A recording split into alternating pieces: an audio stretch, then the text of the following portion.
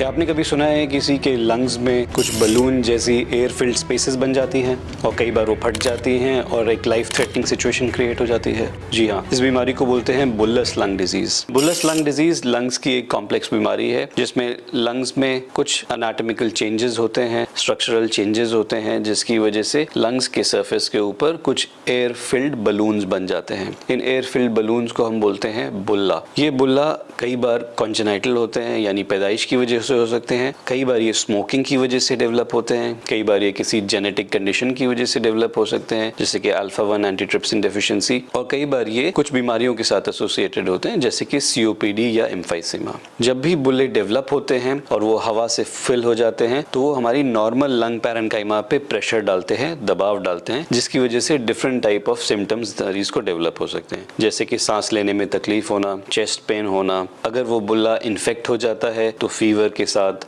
खांसी आना। अगर वो बुल्ला रप्चर हो जाता है तो कई बार लंग्स के आसपास हवा इकट्ठी हो जाती है जिसको बोलते हैं न्यूमोथोरैक्स, और उसकी वजह से लंग पिचक जाता है जिसकी वजह से मरीज को सिवियर शॉर्टनेस ऑफ ब्रेथ और चेस्ट पेन होने लगती है। ये एक लाइफ थ्रेटनिंग सिचुएशन होती है और इसमें इमीडिएटली ट्रीटमेंट की जरूरत होती है। तो अगर किसी भी मरीज को हमें एक शुबा है कि इनको बुल्लस लंग डिजीज है तो हमें उसको इवैल्यूएट करना बहुत जरूरी होता है। इसके इवैल्यूएशन में एक बेसिक चेस्ट एक्सरे बहुत जरूरी होता है जिससे हमें आइडिया मिलता है कि बुल्ला है या नहीं है। उसको कंफर्म करने के लिए एक CT स्कैन करते हैं चेस्ट का, जिसमें हम एग्जैक्टली देखते हैं कि क्या एक लंग इन्वॉल्व है या दोनों लंग इन्वॉल्व हैं, बुल्ले कितने हैं, क्या साइज है, कौन सी लोकेशन पे है, लंग के ऊपर के पार्ट में है या नीचे के पार्ट में है, क्या आसपास के किसी स्ट्रक्चर को कंप्रेस कर रहे हैं, क्या बुल्ला के अंदर कोई फ्लूइड है जो सजेस्ट करता है कि बुल्ला में इन्फेक्शन हो सकता है, या बुल्ला रप्चर्ड है और उसके बाहर हवा इकट्ठे है यानी न्यूमोथोरैक्स है। ये सारी इंफॉर्मेशन हम CT स्कैन से गैदर कर सकते हैं और ये बहुत इंपॉर्टेंट होती है आगे का ट्रीटमेंट प्लान करने के लिए।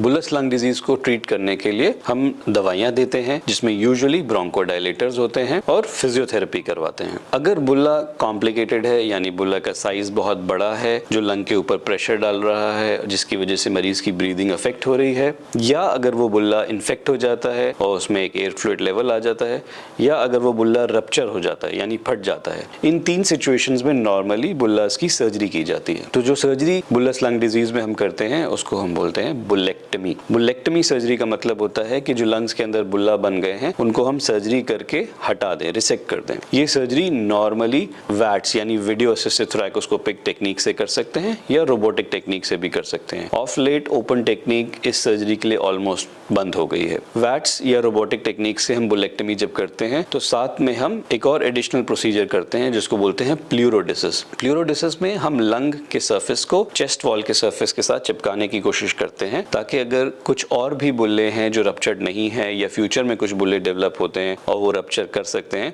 तो वो रप्चर करें तो भी न्यूमोथोरैक्स ना हो और लंग अपनी चेस्ट वॉल के साथ चिपका रहे। तो आगे के लिए रिकरेंस को रिड्यूस करने के लिए हम बुल्लेक्टमी के साथ इस प्लूरोडिसिस प्रोसीजर को ऐड कर देते हैं। अर्ली डायग्नोसिस और टाइमली सर्जरी से हम किसी भी बुल्लस लंग डिजीज पेशेंट को अच्छे से ट्रीट कर सकते हैं। तो ये बहुत इंपॉर्टेंट है कि अगर आपको डायग्नोसिस हुआ है बुल्लस लंग डिजीज का तो अपने पास के थोरैसिक सर्जन से कंसल्ट करें और ये सर्टेन करें कि क्या आपको सर्जरी की जरूरत है या नहीं।